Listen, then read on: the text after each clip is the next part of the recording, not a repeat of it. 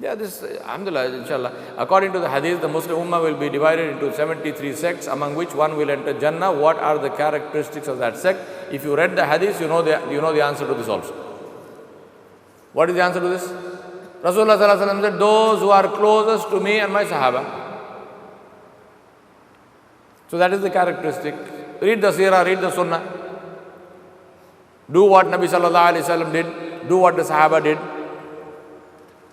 And always in this whole matter, do remember, start with the foundational things. Start with the big things.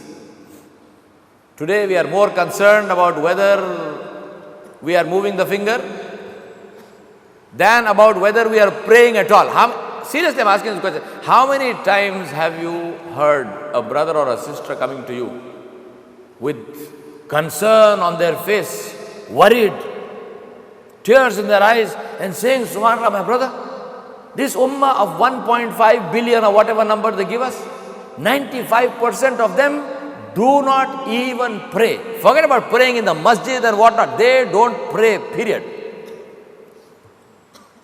Move that percentage around if you want. If you don't like the term, the number 95, say 94, 90, whatever, 80, 70, 60, call it what number you want, but the majority of the Muslim Ummah does not even pray.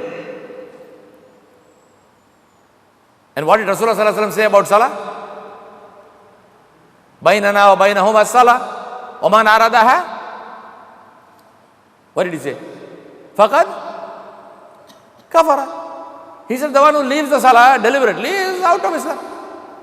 Now please do not go and make fatwa on somebody and say, Khalas, from tomorrow you are not a Muslim. Please. I am just reciting the hadith for you. Okay. So how many times have you heard this, where people have come and said, Subhanallah, this is the state of the Ummah. What shall we do? Have you heard this anytime? But you will hear argument after argument and discussion after discussion about this small masala of fiqh in this madhab and that madhab. One brother tells me, one young brother in Australia, he comes and tells me there was some issue. And I quoted one of the I was explaining to him, so I quoted, I said, the position of Imam Abu Hanifa is this. I am myself Shafi'i, but I quoted for him, I said, this is the position of Imam Abu Hanifa. You know his answer?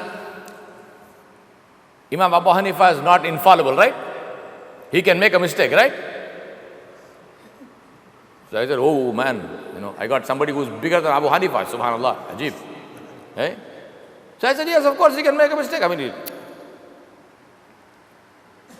So he said, how did he get this?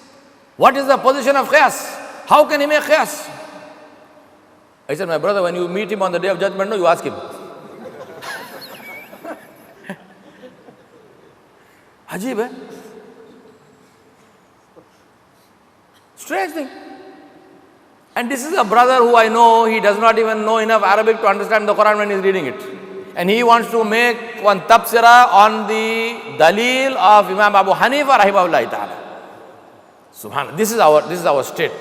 So I told him, brother, forget about all this. Imam Abu Hanifa, let him live with Allah subhanahu wa ta'ala. Leave that. Let Allah subhanahu wa ta'ala decide what he wants to do with Abu Hanifa. You think about yourself.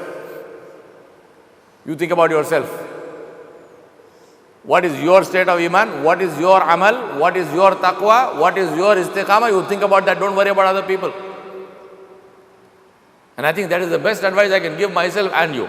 Let us, number one, the famous saying of Sayyidina Umar ibn al-Khattab radiallahu anhu. He said, what did he say? He said that if I am given the news that the whole world has entered Jannah except one man, I will think that man is myself. And vice versa.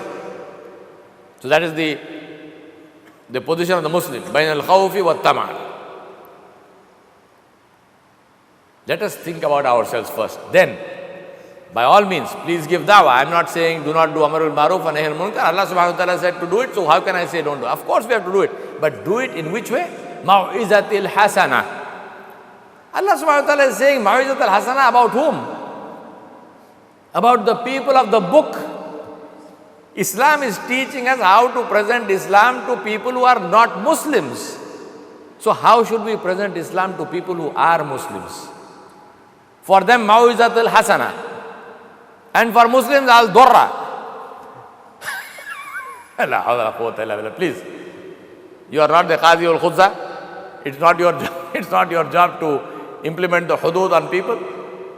Let us be present Islam in the most beautiful manner, because remember, you can only sell to friends.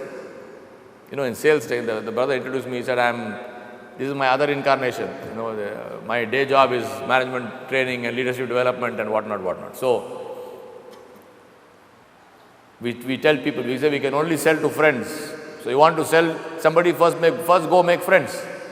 If the guy doesn't even want to see your face, what is he going to take from you? Nothing. He doesn't want to look at you. What is he going to take from you? Nothing.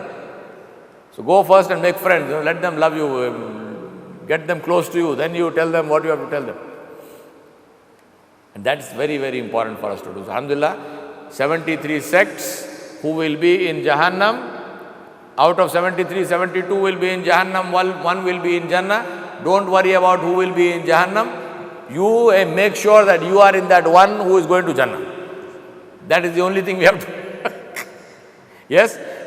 Let's not sit here and say out of 73, how many are you in that number 72 or 7? Don't worry about that. Let us try to be in the one sect who is going to Jannah. And who are those people? Rasulullah said, the ones who are closest to my way, to me and my Sahaba. So let us make dua that Allah subhanahu wa ta'ala puts us and keeps us with those people with whom He is pleased. من النبيين والصديقين والشهداء والصالحين حسن أولئك رفيقا. And let us be with them who Allah subhanahu wa ta'ala will enter into Jannah, insha'Allah al-musta'an. جزاكم الله خيرا وسبحانك اللهم وبحمدك ونشهد أن لا إله إلا أنت نستغفرك اللهم ونتوب إليك.